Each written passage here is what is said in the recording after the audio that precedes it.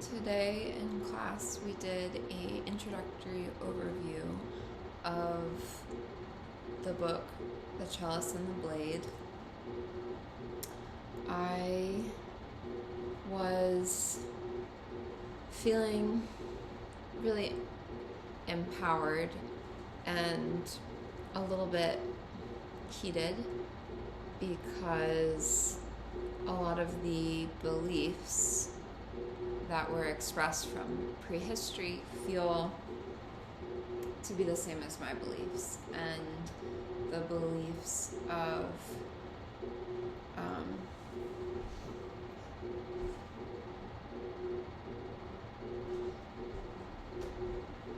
Raine Eisler are the same as my beliefs, and I feel like it's worth going into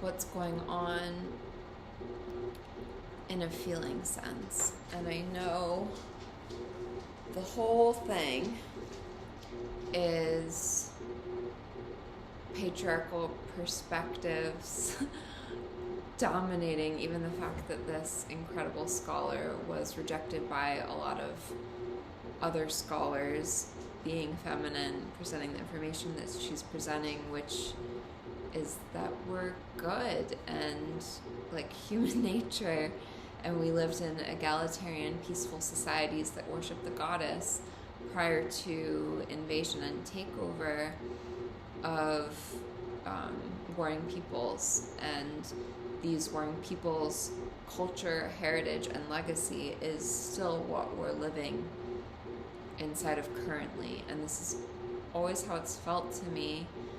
And the reason I say feel and not think is because we need to feel as part of our understanding of reality. There's the mind, there's the feelings, and then there's the beingness, and the will.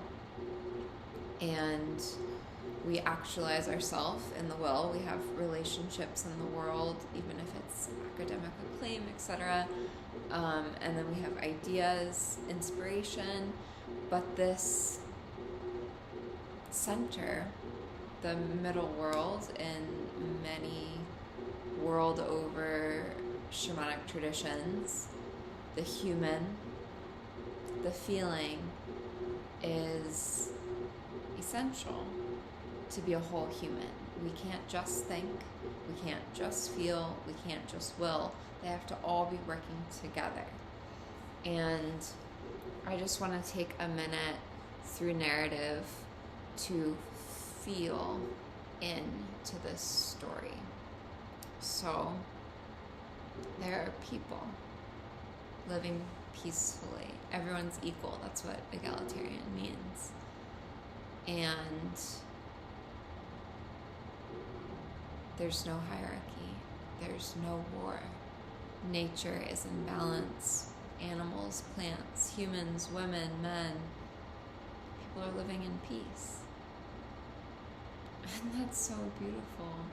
And I think especially us modern people with so many generations of trauma from wars and warring peoples and their legacy and their ideology, those who feel, not those who are numb, those who feel, there's a tremendous pain and there's tremendous longing to return to this, to have all the people that we care about be equals in a society where everyone is treated well, no one's shunned, no one's murdered or raped in the extreme, but even just disrespect and classism and struggles with money and status and all these kinds of things, like,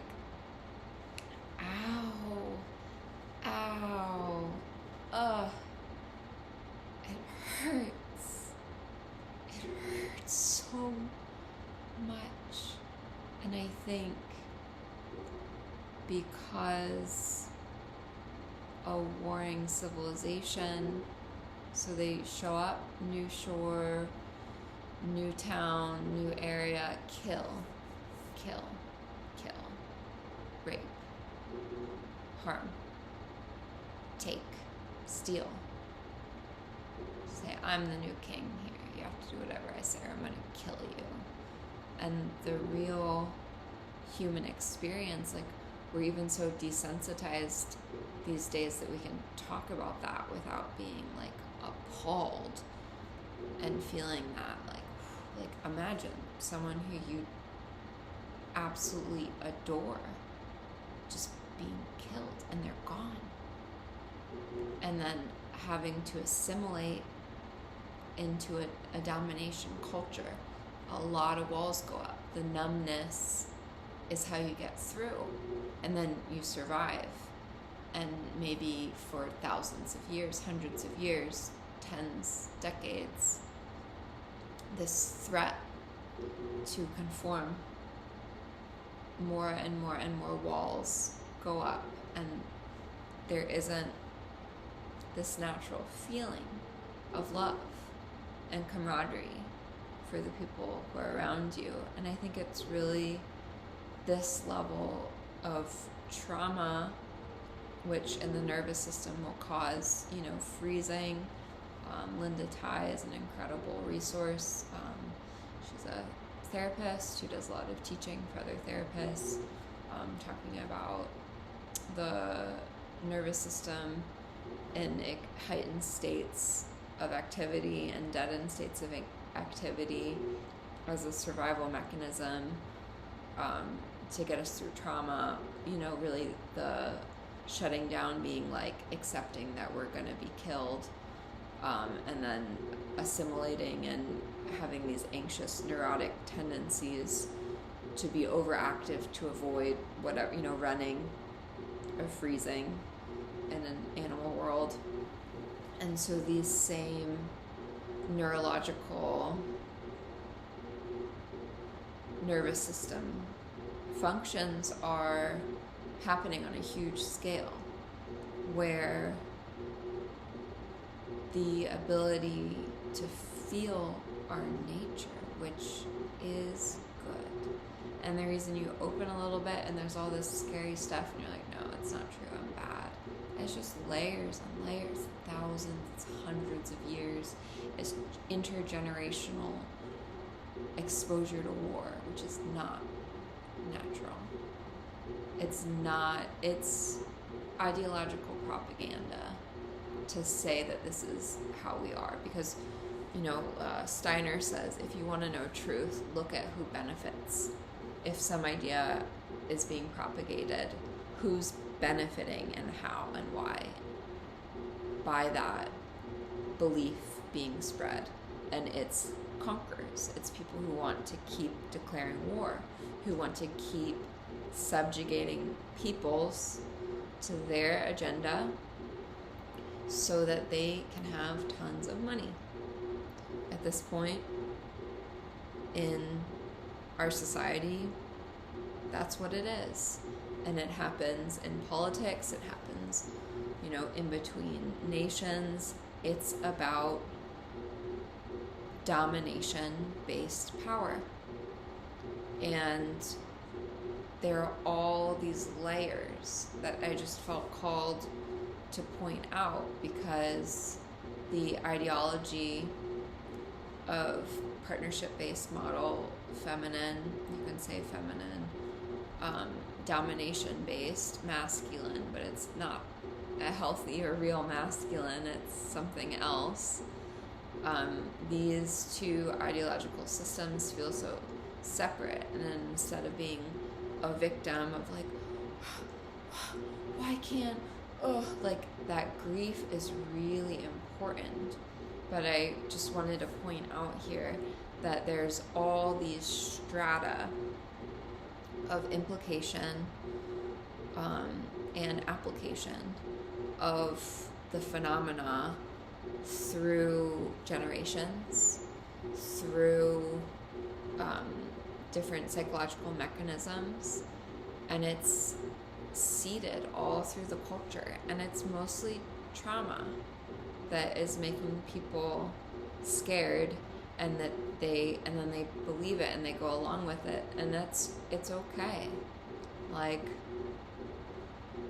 we do have to survive first, and I think developing patterns of self-love, self-acceptance, for me, looking into all this stuff kind of intellectually, but also with my emotions active, not blocked out, as part of the whole thing. And then this is where the willing comes in.